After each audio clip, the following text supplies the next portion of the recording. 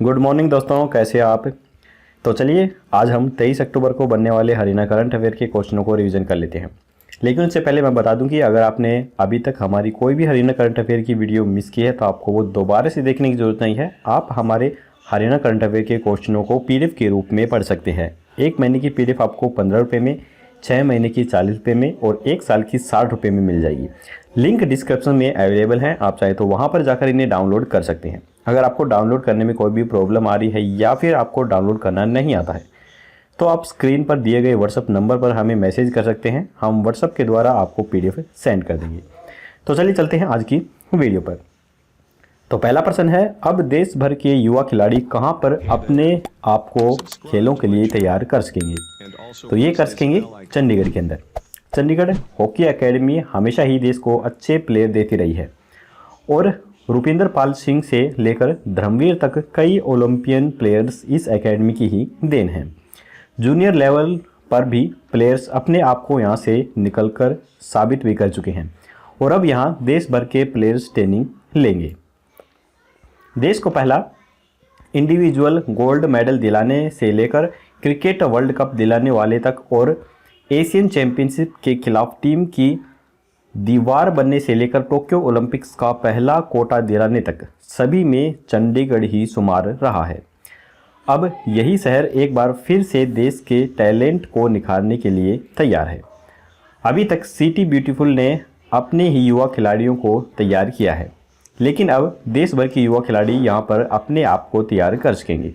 खेलो India ने अपनी accredited academy की लिस्ट घोषित कर दी है और इसमें चंडीगढ़ के साथ साथ ट्राई सिटी को football, hockey, swimming, boxing, judo और वॉलीबॉल के प्लेयर को तैयार करने का मौका दिया गया है। शिवालिक स्कूल को वॉलीबॉल प्लेयर्स को तैयार करने का जिम्मा दिया गया है। Punjab state institute of sports को बॉक्सिंग एकेडमी सौंपी गई है। PIAS मोहाली में ही बॉक्सिंग के भी प्लेयर अपनी तैयारी करने के लिए उतरेंगे। चंडीगढ़ के साथ साथ मोहाली की भी हॉकी बेस्ट है, इसलिए यहाँ भी प्लेयर्स ट्रेनिंग करेंगे। इसके बाद है उर्दू अदब के महान शायर जिन्हें चांद भी कहा जाता था, वे कौन है जिनका हाल ही में निधन हो गया है। तो वे हैं महेंद्र प्रताप। इनकी फ़ोटो मैं आपको दिखा देता हूँ, यही है महेंद्र प्रताप, इनका हाल ही में निधन हुआ है। उर्दू अदब के महान शायर महेंद्र प्रताप चांद दुनिया को अलविदा कह गए हैं। वे कई दिनों से बीमार चल रहे थे। उनके निधन पर प्रदेश सरकार ने गहरा दुख व्यक्त किया है। वे अंबाला शहर के ही रहने वाले थे। हरियाणा सरकार एवं हरियाणा उर्दू अकादमी ने उन्हें 2 वर्ष पूर्व ही अकादमी की ओर से फल-ए-हरियाणा सम्मान से भी नवाजा था। तो चांद साहब की कुछ प्रमुख रचनाएं हैं, वो भी मैं आपको बता देता हूं क्योंकि परीक्षा के अकॉर्डिंग ये काफ़ी इम्पोर्टेंट हो सकती हैं। उर्दू अदब और हरियाणा, हर्फ-ए-राज, जख्म आरजुओं के, उर्दू की 7वीं किताब, हाली पानीपत की गज़लें, आजार एगम इश्क, हर्फ-ए-आशना, दूध की कीमत, उजालों के सफ़ीर, निशात-ए-कलम, जाते हुए लम्हे आदि शामिल हैं। महेंद्र प्रताप को हरियाणा अवार्ड, सैयद मुजफ्फर हुसैन बर्नी अवार्ड के अलावा कई सरकारी व गैर सरकारी संस्थाएं सम्मानित कर चुकी हैं। इसके बाद है, किस नियम के तहत बड़ौदा उपचुनाव में मतदाता और मतगणना के दिन हलके में और साथ लगते 3 किलोमीटर क्षेत्र में ड्राई डे बनाया जाएगा। तो ये बनाया जाएगा हरियाणा शराब लाइसेंस नियम 1970 के नियम 37(10) के तहत। मुख्य निर्वाचन अधिकारी अनुराग अग्रवाल हरियाणा शराब लाइसेंस नियम 1970 के नियम 37(10) के प्रावधानों के अनुपालना और आबकारी नीति 2020-21 के अनुसार 1 नवंबर को शाम 6 बजे से 3 नवंबर 2020 को मतदान की समाप्ति शाम 6 बजे तक शराब की जो दुकानें हैं वो पूर्णतः बंद रहेंगी। मतगणना वाले दिन 10 नवंबर को भी मतगणना समाप्त होने तक यह आदेश लागू रहेंगे। बिना लाइसेंस के परिसर में शराब रखने और भंडारण के संबंध में आबकारी कानूनों में निर्धारित प्रतिबंधों को सख्ती से लागू किया जाएगा। व्यक्तियों के द्वारा शराब का भंडारण न किया जा सके, इसके लिए पूरी निगरानी भी बरती जाएगी। इसके बाद है, हरियाणा में खेलों के इतिहास में पहली बार नेशनल कैंप में पहलवानों के बीच कुश्ती नहीं कराई जा रही है। यह कैंप कहां पर आयोजित हो रहा है। तो ये कैंप आयोजित हो रहा है सोनीपत के अंदर। सोनीपत में पुरुष और लखनऊ में महिला पहलवानों का नेशनल कैंप चल रहा है। पहलवान पहली बार कुश्ती नहीं लड़ रहे हैं बल्कि सोशल डिस्टेंसिंग की प्रैक्टिस भी कर रहे हैं। दौड़, रोलिंग, जिम आदि से अभ्यास किया जा रहा है और दांव की प्रैक्टिस अकेले ही की जा रही है। खेलों के इतिहास में पहली बार नेशनल कैंप में पहलवानों के बीच कुश्ती नहीं कराई जा रही है। सोनीपत के साई सेंटर में पुरुष पहलवान और लखनऊ में महिला पहलवान नेशनल कैंप में शामिल जरूर हो गए हैं, लेकिन अभी तक कुश्ती का दांव पेच एक दूसरे पर नहीं आजमाया गया है, क्योंकि कोरोना के कारण केवल दौड़, रोलिंग, जिम आदि का अभ्यास कराया जा रहा है। अगर किसी पहलवान को दांव लगाने की प्रैक्टिस करनी है तो वह बिना कुश्ती लड़े अकेले ही प्रैक्टिस कर सकता है। इसके बाद है एनीमिया मुक्त भारत अभियान में हरियाणा ने देश भर में कौन सा स्थान हासिल किया है। तो इसका उत्तर जानने से पहले दोस्तों, अगर आपको वीडियो पसंद आ रही है तो हमारे वीडियो को लाइक जरूर कीजिएगा, और अगर आप चैनल पर पहली बार आए हैं तो चैनल को सब्सक्राइब करके घंटी पर ऑल नोटिफिकेशन जरूर क्लिक कीजिए, ताकि हमारी आने वाली लेटेस्ट वीडियो हैं वो आपको सबसे पहले मिल सकें। तो इसका आंसर है हरियाणा को पहला स्थान मिला है। इसके बाद है आज हरियाणा लोक सेवा आयोग के चेयरमैन रंजीत कुमार पचनंदा सेवानिवृत्त हुए हैं। वे किस बैच के IPS अधिकारी हैं? तो वे हैं 1983 के IPS अधिकारी। तो यहाँ पर आप फोटो में देख सकते हैं। RK पचनंदा को 25 जुलाई सन 2019 को हरियाणा लोक सेवा आयोग का चेयरमैन नियुक्त किया गया था। हरियाणा लोक सेवा आयोग के चेयरमैन रंजीत कुमार पचनंदा का कार्यकाल बृहस्पतिवार को पूरा हो रहा है। पश्चिम बंगाल के कैडर के 1983 बैच के रिटायर IPS अधिकारी पचनंदा आयोग के चेयरमैन पद पर मात्र 1.25 साल रह पाए हैं। फिलहाल आयोग में 6 सदस्य कार्यरत हैं। नई नियुक्ति होने तक इनमें से किसी एक सदस्य को कार्यवाहक चेयरमैन बनाने की संभावना से भी इनकार नहीं किया जा सकता है। आयोग में 2 सदस्यों के पद 7 माह से खाली पड़े हैं। सरकार ने अभी तक इन दोनों ही पदों को नहीं भरा है। अब सरकार चेयरमैन के साथ साथ 2 सदस्यों के पदों को भरने की प्रक्रिया भी शुरू कर सकती है। पंजाब एवं हरियाणा हाईकोर्ट के एडवोकेट हेमंत कुमार के अनुसार राज्य लोक सेवा आयोग में चेयरमैन और सदस्यों का कार्यकाल नियुक्ति के 6 वर्षों तक या उनकी आयु के 62 वर्ष पूरे होने तक होता है। वर्ष 1976 से पहले यह आयु सीमा जो थी वो 60 वर्ष तक की होती थी। पचनंदा को चेयरमैन नियुक्त हुए अभी 1.25 वर्ष ही हुआ है।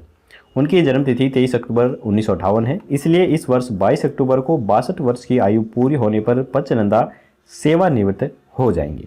अगर आयोग का कोई सदस्य नियमित चेयरमैन नियुक्त होता है तो उसे शपथ लेने से पहले सदस्य के तौर पर त्याग पत्र देना होता है, परंतु जुलाई 2013 में मनबीर भड़ाने ने ऐसा नहीं किया था। वर्ष 2008 में आयोग में सदस्यों की संख्या 8 से बढ़कर 12 कर दी गई थी, परंतु वर्ष 2012 में दोबारा संशोधन कर इस संख्या को आधा यानी 6 कर दिया गया था। जून 2015 में भाजपा सरकार ने फिर से आयोग में सदस्यों की संख्या बढ़ाकर 8 कर दी है। इसके बाद है हरियाणा सरकार की किस योजना के अंतर्गत गुरुग्राम के खांडसा रोड क्षेत्र में प्रस्तावित 20 वाइन फैसिलिटी सेंटर को स्थापित करने की प्रक्रिया आगे बढ़ने लगी है। तो ये लगी है मिनी क्लस्टर योजना के तहत। प्रदेश सरकार के द्वारा इस सेंटर में लगने वाली मशीनों की खरीद के लिए 88 लाख रुपए का फंड पहले चरण में जारी कर दिया गया है। सेंटर की स्थापना से जुड़े उद्यमियों के द्वारा मशीनों के ऑर्डर भी दे दिए गए हैं।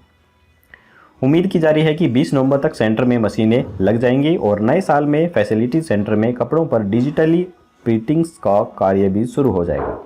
फैसिलिटी सेंटर की स्थापना पर लगभग 2 करोड़ रुपए की लागत आएगी। बता दें कि मुख्यमंत्री मनोहर लाल के नेतृत्व वाली पिछली सरकार ने औद्योगिक माहौल को बेहतर बनाने के लिए गुरुग्राम में वस्त्र क्षेत्र के मिनी क्लस्टर को मंजूरी दी थी। गुरुग्राम वस्त्र विनिर्माण क्षेत्र का एक बड़ा हब है। इसी वजह से यहाँ प्रिंटिंग एंड पब्लिश, लेदर एवं लेदर उत्पाद, रेडीमेड परिधानों के संबंधित क्लस्टर की भारी संभावनाएं हैं। विस्काइन परिधानों पर डिजिटली प्रिंटिंग से संबंधित है। प्रिंटिंग की गुणवत्ता अंतर्राष्ट्रीय स्तर की होगी। इस प्रकार के सेंटर का सबसे बड़ा लाभ यह होगा कि इससे किसी भी प्रकार का प्रदूषण नहीं होगा। इस सेंटर को 12 वस्त्र विनिर्माण क्षेत्र की औद्योगिक इकाइयों के प्रावधानों के द्वारा संचालित किया जाएगा। इसकी स्थापना पर खर्च होने वाले 2 करोड़ रुपए में से 1 करोड़ 80 लाख रुपए प्रदेश सरकार के द्वारा वहन किए जाएंगे। इसके बाद है मानसून सत्र के दूसरे भाग में सरकार निजी क्षेत्र में 75% नौकरियां युवाओं के लिए सुनिश्चित करेगी। यह जो सत्र है यह कब से शुरू किया जा रहा है? तो ये सत्र शुरू किया जा रहा है 5 नवंबर से। इसके बाद है नगर परिषद की स्वच्छता रैंकिंग में किस सिविल अस्पताल को A+ ग्रेड मिला है? तो ये मिला है कैंट सिविल अस्पताल को, अम्बाला कैंट को। 2 से 17 अक्टूबर तक स्कूलों, होटलों, कॉलेजों व सरकारी बिल्डिंगों में किया गया था। जो ये स्वच्छता सर्वेक्षण अभियान है ये किया गया था। तो जो स्कूल हैं जिन्हें A+ ग्रेड मिला है उनके बारे में जो लिस्ट है वो मैं बता देता हूँ। SD public school, DAV senior secondary school, Tangri DAV school, Bharti public school, government main branch school, ये इसके अंदर शामिल हैं। अगर हम कॉलेज की बात करें तो कॉलेज श्रेणी में SD कॉलेज और GMN कॉलेज को A+ ग्रेड दिया गया है। और सरकारी कार्यालय की बात करें तो इनमें LIC office, GP office, railway station और कैंट पुलिस स्टेशन को A+ ग्रेड मिला है। इसके बाद है जल संसाधनों के संरक्षण, प्रबंधन और विनियमन के लिए पहली बार हरियाणा राज्य का अलग प्राधिकरण बनेगा। प्राधिकरण को किस कोर्ट की शक्तियाँ मिलेंगी? तो ये मिलेंगी सिविल कोर्ट की शक्तियाँ। हरियाणा में प्राकृतिक संसाधनों के दुरुपयोग के चलते भूजल स्तर लगातार गिरता जा रहा है। जल संरक्षण के लिए कई योजनाएं चलाई जा रही हैं। प्रदेश सरकार अब पानी की बर्बादी रोकने के लिए थोड़ी सख्ती भी बरत रही है। इसके लिए केंद्रीय भूजल प्राधिकरण पर निर्भरता को छोड़ प्रदेश स्तर पर प्राधिकरण गठित करने का रास्ता भी साफ कर दिया गया है। तो यहाँ पर दोस्तों हमारे हरियाणा करंट अफेयर के जो क्वेश्चन है वो खत्म होते हैं। अब हम अपना एक शॉर्ट रिवीजन टेस्ट लगा लेते हैं जल्दी जल्दी। तो यहाँ पर पहला प्रश्न है, अब देश भर के युवा खिलाड़ी कहाँ पर अपने आप को तैयार कर सकेंगे? तो ये कर सकेंगे चंडीगढ़ के अंदर। इसके बाद है उर्दू अदब के महान शायर जिन्हें चांद भी कहा जाता है वे कौन है जिनका हाल ही में निधन हो गया है? तो ये हैं महेंद्र प्रताप। किस नियम के तहत बारोदा उपचुनाव में मतदान और मतगणना के दिन हलके में और साथ लगते 3 किलोमीटर क्षेत्र में ड्राई डे बनाया जाएगा? तो ये बनाया जाएगा हरियाणा शराब लाइसेंस नियम 1970 के नियम 37(10) के अंतर्गत। हरियाणा में खेलों के इतिहास में पहली बार नेशनल कैंप में पहलवानों के बीच कुश्ती नहीं कराई जा रही है। यह कैंप कहां पर आयोजित हो रहा है? तो ये हो रहा है सोनीपत के अंदर। एनीमिया मुक्त भारत अभियान में हरियाणा ने देश भर में कौन सा स्थान हासिल किया है? तो ये तो आप सभी को पता होगा, पहला स्थान हासिल किया है। आज हरियाणा लोकसेवा आयोग के चेयरमैन रंजीत कुमार पचनंदा सेवानिवृत्त हो जाएंगे। वे किस बैच के IPS अधिकारी हैं? तो वे हैं 1983 बैच के IPS अधिकारी। हरियाणा सरकार की किस योजना के अंतर्गत गुरुग्राम के खांडसा रोड क्षेत्र में प्रस्तावित विश्व वाइन फैसिलिटी सेंटर को स्थापित करने की प्रक्रिया आगे बढ़ने लगी है? तो ये बढ़ने लगी है मिनी क्लस्टर योजना के तहत। मानसून सत्र के दूसरे भाग में सरकार निजी क्षेत्र में 75% नौकरियां युवाओं के लिए सुनिश्चित करेगी।